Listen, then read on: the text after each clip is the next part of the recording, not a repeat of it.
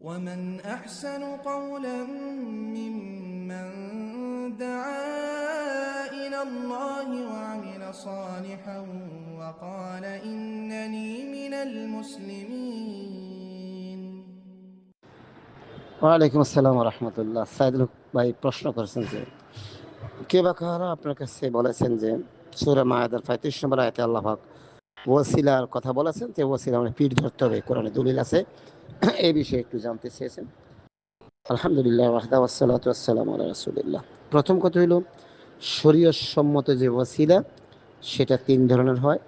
প্রথম প্রকার হলো আল্লাহ পাকের সুন্দর সুন্দর নামের মাধ্যমে, যেমন সূরা আরাফে আল্লাহ পাক বলেছেন ওয়ালিল্লাহিল আসমাউল হুসনা ফাদউহু বিহা, আল্লাহর আছে সুন্দর সুন্দর নাম, তোমরা ওই নামে আল্লাহকে ডাকো।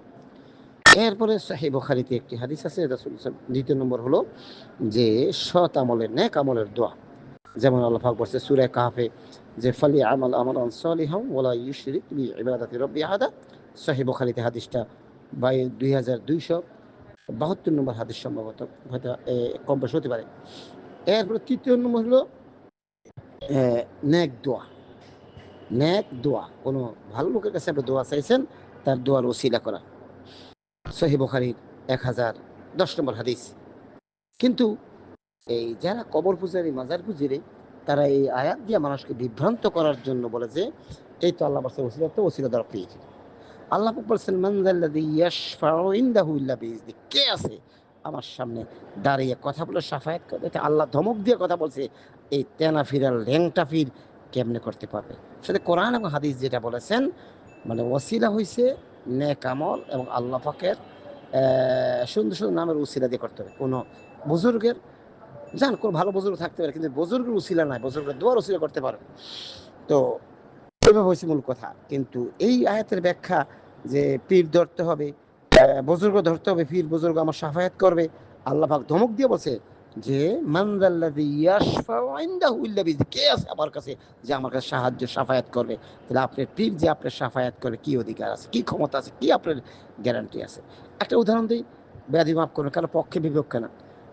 1 বছর আগে দেখেন অপোজিশন পার্টিটা মাঠে ময়দানে পলিয়ে রয়েছে, কোথাও কোনো কথা বলতে পারে না, কোনো কারোর কাছে থানায় গিয়ে যে একটু সুপারিশ করে সেটাও পারে না। যারা ক্ষমতা ছিল তাদের নাম শুনলে মানুষ এমনি ছেড়ে দিত। আজকে দেখেন তারা, আজকে আমরা ফেসবুকে দেখলাম আল্লাহু আকবার, কত বড় ভয়াবহ পরিণতি, তাদেরকে পিছে হাত বাইদা তাদেরকে করে উঠানো হয়েছে। কিন্তু দেখেন আজকে যদি তাদের কাছে বলেন যে ভাই আমাদেরকে একটু সাহায্য করেন, তারা কি সম্ভব হবে?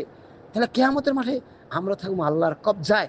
এখন আমরা আল্লাহর কবজায়, কিন্তু দুনিয়াতে আমরা ইচ্ছে করেছি অনেক কিছু করতে পারি, কিন্তু কিয়ামতের মাঠে সেদিন আল্লাহ পাকের কবজায় থাকবো, লড়ার কোনো ক্ষমতা থাকবে না। সেদিন এই মরা ফিরা তেনা ফিরা আপনার কোনো উপকার করতে পারবে? সর্বসাকুল্যে কোরআন হাদিস যা প্রমাণ করে, ইয়া আইয়ুহাল্লাযীনা আমানুত্তাকুল্লাহ ওয়াবতাগু ইলাইহিল ওয়াসিলা, হে ইমানদার তোমরা আল্লাহকে ভয় করো, ওয়াসিলা অন্বেষণ করো। মাধ্যম হচ্ছে আল্লাহ পাকের সুন্দর সুন্দর নামের উসিলা, যে ইয়া রহমা তুই আমার প্রতি রহম করো, তোমার সুন্দর নামের উসিলা আমার প্রতি রহম করো। ইয়া রাজ্জাক তুমি রিজিক দাতা, তুই আমাকে রিজিক দে তোমার সুন্দর নামের উসিলায়। এই জন্য বলা হচ্ছে যে ব্যক্তি আল্লাহ পাকের এই যে অনেকগুলো নামের মধ্যে যে ৯৯টি নাম প্রসিদ্ধ, এই ৯৯টি নাম সে হ্যাফজ করবে, ওই যে আমল করবে এবং এর উসিলা সে যা চাইবে আল্লাহ পাক তাই দিবে। এবার দেখেন বলা হচ্ছে ইসমে আজম, যে ব্যক্তি ইসমে আজম পরে দোয়া করবে আল্লাহ সবই দিবে। ইসমে আজমের মধ্যে কি আছে? সব আল্লাহর বরত্ব আছে। তো সুতরাং সর্বসাকুল্যে কথা হলো, সঠিক কথা হলো কোরআন হাদিসের মানদণ্ডে সালফে সালিনের বুঝ অনুযায়ী সেটা হলো কোনো পীর নয়, বুজুর্গ নয়, ওলি নয়, খানকা নয়, সেটা হলো নেক আমল। আরেকটি কথা বলেছেন যে নবী মুহাম্মদ সাল্লাল্লাহু আলাইহি ওয়াসাল্লাম উসিলা দেওয়া যাবে কিনা? জি না। সহিহ বুখারীতে একটি হাদিস আছে, আপনারা জানেন সাহাবী আজমাইনরা যখন অনাবৃষ্টি থাকতো, তখন সাহাবী আজমাইনরা রাসূল সাল্লাল্লাহু আলাইহি ওয়াসাল্লামের কাছে যাইতেন, ইয়া রাসূলুল্লাহ বৃষ্টি হচ্ছে না, ফসল নষ্ট হয়ে গেছে, গবাদি পশু না খেয়ে পিপাসায় মরতেছে, আপনি আল্লাহর কাছে দোয়া করেন বৃষ্টি হওয়ার জন্য। আল্লাহ রাসূল সাল্লাল্লাহু আলাইহি ওয়াসাল্লাম দোয়া করছেন, বৃষ্টি হয়ে গেছে। যখন রাসূল সাল্লাল্লাহু আলাইহি ওয়াসাল্লাম ওফাত হয়ে গেলেন, তখন রাসূল সাল্লাল্লাহু আলাইহি ওয়াসাল্লামের চাচা ইবনে আব্বাস রাদিয়াল্লাহু তাআলার কাছে সাহাবী যাইতেন যে রাসূল সাল্লাল্লাহু আলাইহি ওয়াসাল্লাম নাই, আপনি আল্লাহর কাছে দোয়া করেন, আল্লাহ যে আমাদেরকে বৃষ্টি দেয়। সহিহ বুখারী মুসলিমের হাদিস। কই সাহাবীরা তো কবর তো কাছেই, একেবারে কবর তো তাদের ঘরের লোকেই, কই তো না ইয়া হে আল্লাহ রসুল আপনি আল্লাহর কাছে একটু বলেন, বা আমরা হে আল্লাহ আমরা রসুলের উসিলা একটু বৃষ্টি দেন, কথা বলছেন। লা হাওলা ওয়ালা কুওয়াতা ইল্লা বিল্লাহ। তো সুতরাং আমাদেরকে অবশ্যই নেক আমল এবং আল্লাহ পাকের সুন্দর সুন্দর নাম এবং নেক দোয়ার বদলতে আপনাকে সাহায্য ধরতে হবে, যেমন দিলাম আমরা কোরআন হাদিসের রেফারেন্স দিলাম। সুতরাং যারা বলছে তারা মানুষকে, যেমন সূরা জুমারে আল্লাহ বলছেন যে তারা মিথ্যুক, তারা প্রতারক, মান হুয়া কাযিবুল কাফার, তারা মিথ্যুক, তারা প্রতারক, যারা মানুষকে ধোঁকা দেয় ইসলাম থেকে। তো সুতরাং দেখেন আরো কঠিন বিষয়, আমার দেশের এক শ্রেণীর বড় কণ্ঠসুর সুন্দর ওয়াইজিন কেরাম, উনি বলছেন সূরা কাহফের 17 নম্বর আয়াত দিয়ে বলছেন যে অলি ও মুর্শিদা, আল্লাহ বলছেন আমি যাকে ধরি আমার হাত থেকে ছুটার মতো কোনো সাহায্যকারী নেই, উদ্ধারকারী নেই। তারা বলছে এই তো আল্লাহ বলছেন অলি ও মুর্শিদা মানে মুর্শিদ মানে সাহায্য, ফিসাব না উজুবিল্লাহ। এখানে মুর্শিদ বলছে আল্লাহ পাক আমি যদি ধরি, আমি যদি পাকড়াও করি, এমন কোনো শক্তি, এমন কোনো ক্ষমতা নাই আমার হাত থেকে ছুটিয়ে নেওয়ার। আল্লাহ সেটা বুঝেছি।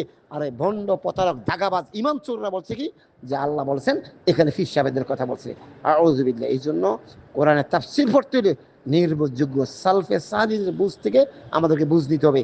কোনো পীর, কোনো বুজুর্গ, কোনো ওলি, কোনো ইজম মতবাদের হুজুর থেকে যদি নেন অবশ্যই পথভ্রষ্ট হইতে হবে। এই জন্য আপনাকে মানহাজ সঠিক যদি করতে পারেন তাহলে আকীদা সঠিক থাকবে। আগে মানহাজ তারপর আকীদা, আগে মানহাজ শুদ্ধ করতে হবে।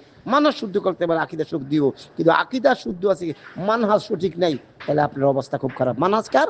নবী মুহাম্মদ সাল্লাল্লাহু আলাইহি ওয়াসাল্লাম সাহাবী আজমের পথ পদ্ধতি অনুসরণ দিবে, কোথায় কেমনে সাহায্য চাইতে হবে, কোথায় কেমনে ওসিলা ধরতে হবে, সেটা নবীর থেকে শিখতে হবে, সাহাবী আজমের থেকে শিখতে হবে। কোনো হুজুর, কোনো বুজুর্গ, কোনো ওলি, কোনো খানকার থেকে শিখতে হবে না। যদি শিখেন তাহলে অবশ্যই পথভ্রষ্ট হয়ে দিব, আর নিজে নিজে মনে করবেন আমি খুব সঠিক রাস্তায় আছি, আর শয়তান এসে ধাক্কা দিয়া জাহান্নামে নিয়ে যাবে। আল্লাহ পাক আমাদেরকে বোঝার তৌফিক দান করুন।